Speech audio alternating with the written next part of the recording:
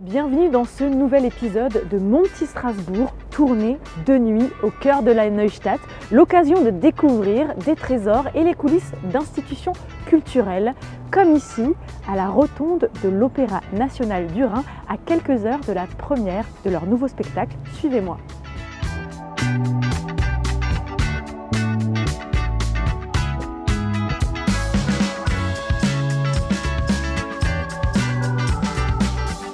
Pour démarrer cette balade nocturne et vous faire découvrir l'envers du décor du spectacle vivant strasbourgeois, je rejoins Jean-Sébastien, un vrai passionné de l'opéra, qui va nous guider et nous laisser entrer dans les coulisses du théâtre. Eh bien, bonsoir. Ah, bonsoir Caroline. Et tu es en train de t'affairer là dans Écoute, cette caverne d'Ali Baba. En fait, c'est le local accessoire. Tu peux faire ton marché ici, mais tu trouves des trucs, mais c'est sensationnel. On a la première ce soir du spectacle de Chaplin, là. Ouais. Je pense que ça, c'est la crème adéquate. Objets insolites, animaux en tout genre, éléments de décoration et même de la nourriture factice. C'est ici qu'on se fournit pour accessoiriser le plateau. Il manque encore un peu de choses. Tu m'emmènes où là, Jean-Sébastien? Ah, alors là, tu vas voir une vue. La première représentation de Chaplin se prépare et c'est pour nous l'occasion de prendre de la hauteur, direction les cintres, l'espace surplombant la scène, au-dessus des décors, où sont manipulées de drôles de cordes. C'est un mot qu'on n'a pas le droit d'utiliser au théâtre. Ça On n'a porte pas le droit malheur. d'utiliser le mot. On n'a pas le droit d'utiliser, ça porte malheur. Ça porte malheur comme sur les bateaux. En fait, comme sur les bateaux, parce qu'au XVIIIe siècle, les marins, quand ils étaient à quai, c'est eux qui venaient en fait travailler ici. Et ils ont ramené avec eux cette superstition. Tu sais, on n'a pas le droit de l'utiliser. D'accord. Donc chez nous, on dit fil, câble, guinde. Et s'il t'arrive de prononcer ce mot que je ne reprononcerai pas, tu dois offrir l'apéritif à tous ceux qui sont sur le plateau. Ah oui, ça en fait du monde.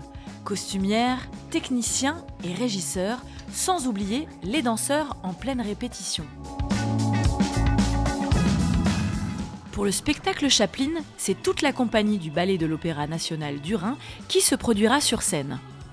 L'heure de la première approche et on sent déjà le stress envahir les loges. La pièce chorégraphiée par Mario Schröder, mettant en scène la vie du célèbre vagabond au chapeau melon, s'annonce déjà comme un succès. Et moi, chanceuse, c'est depuis les loges d'avant-scène que j'assiste à ce ballet grandiose.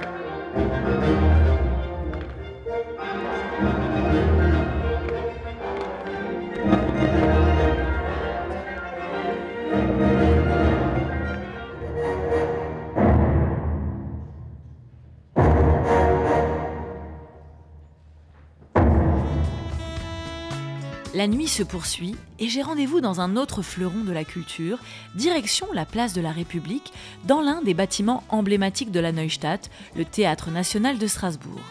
Et c'est en plein montage de la prochaine pièce de théâtre que Suzy m'a invité à la rejoindre directement sur le plateau. C'est depuis la salle Coltès en forme de fer à cheval, dit à l'italienne, que s'anime un ballet de techniciens à l'accent italien.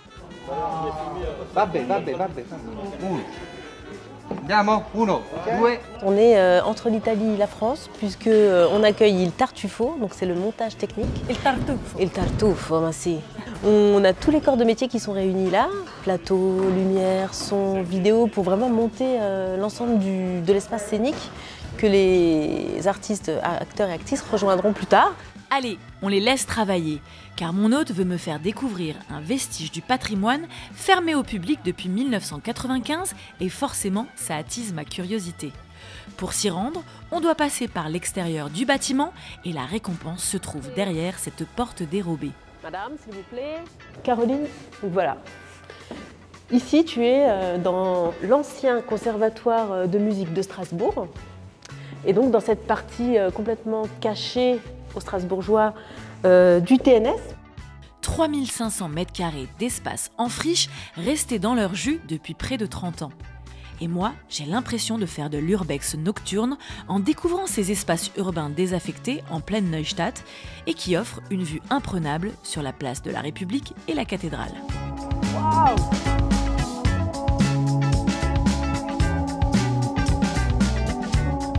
Notre visite se poursuit dans cette ancienne école aux allures de scène de cinéma où le temps semble s'être arrêté.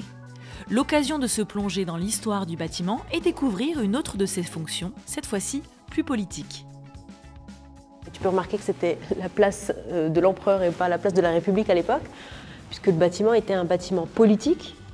Ça a été un bâtiment dédié en fait, au Parlement d'Alsace-Lorraine. Avant qu'il soit conservatoire. Absolument. Et ensuite est devenu un conservatoire et ensuite est devenu partie intégrante du théâtre. Même s'il est en friche, il nous appartient quand même depuis 2006, cet espace-là.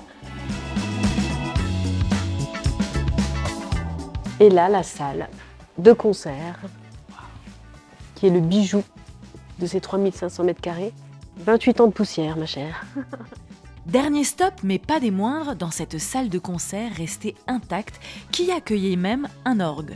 Bonne nouvelle pour les curieux, cette friche cachée commence à se dévoiler au public. Le TNS essaie de faire connaître cet endroit, pas seulement cette salle, mais toute la friche, les 3500 mètres carrés, à l'occasion des journées du patrimoine, à l'occasion de visites un peu spéciales. C'est vrai qu'il nous est arrivé 2 étés, 3 étés de suite, d'ouvrir le lieu. Alors, est-ce qu'on imagine peut-être dans le futur, plus ou moins proche, une réouverture, une réhabilitation pour une nouvelle vie de cet ancien conservatoire? Absolument. Le TNS réfléchit déjà à comment on pourrait réinvestir le lieu. Donc on va lancer des études pour inventer Une affaire à suivre. une affaire à suivre. Un peu plus loin dans la rue, c'est une transformation spectaculaire qui vient de s'opérer. Cet ancien centre de tri postal accueille désormais Cher Ami, une brasserie élégante qui rappelle les codes de la correspondance épistolaire. Elle s'inscrit dans une rénovation plus globale de l'hôtel des Postes dont Alban va nous parler. Bonsoir, cher ami. Bonsoir. Un petit jeu de mots, tu l'as compris, forcément, en clin d'œil avec ce lieu dont tu vas nous parler. Oui, tu l'as dit, cher ami. Pourquoi? Parce qu'ici, on est dans l'univers du postal, parce qu'on est dans l'ancienne hôtel des Postes de la ville de Strasbourg. Alors, je dis ancien parce qu'en fait, il remonte quand même à 1897, donc on est pas mal, on est sur plus d'un siècle d'existence. Et c'était ici que se traitaient tous les courriers postaux, mais aussi tous les télégrammes entre Strasbourg et l'ensemble du Reich allemand, et aussi l'ensemble de la France ensuite quand on est redevenu français. Dans les années 70, ce site a connu une médiatisation hors norme, victime du casse du siècle par le gang des Lyonnais. Un braquage de plus d'1 milliard d'anciens francs en seulement 4 minutes.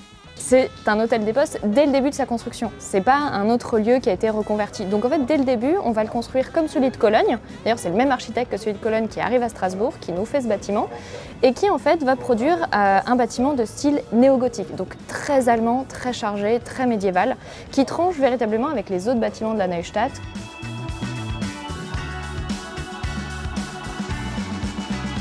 Alors, on se trouve là devant la façade de l'hôtel des Postes qui a aussi, au cours de l'histoire, vu des transformations.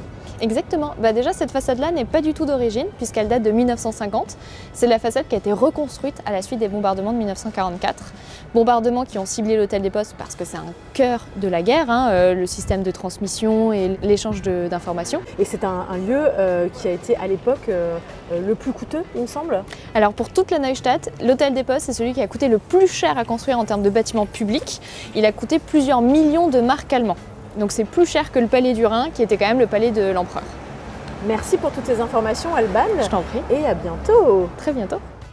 Pour s'immerger un peu plus dans ce quartier impérial allemand, je vous laisse sur quelques images de la Neustadt, classée au patrimoine mondial de l'UNESCO depuis 2017. Et nous, on se retrouve très bientôt pour un nouvel épisode de Mon Petit Strasbourg.